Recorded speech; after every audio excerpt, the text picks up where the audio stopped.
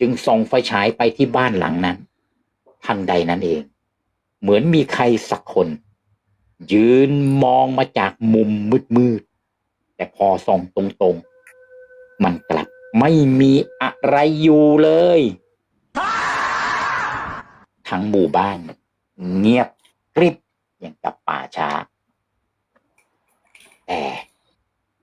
ไต่เริ่มได้ยินเสียงเหมือนมีเสียงลากเท้า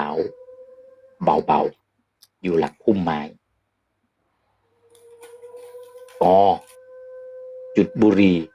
สูดลมหนึ่งเฮือกแล้วพูดว่าแถวนี้ไม่มีคนอยู่มานานแล้วของเคลื่อนไหวได้มันเคลื่อนไหวได้เองหรือไงวะยังพูดไม่ทันจบ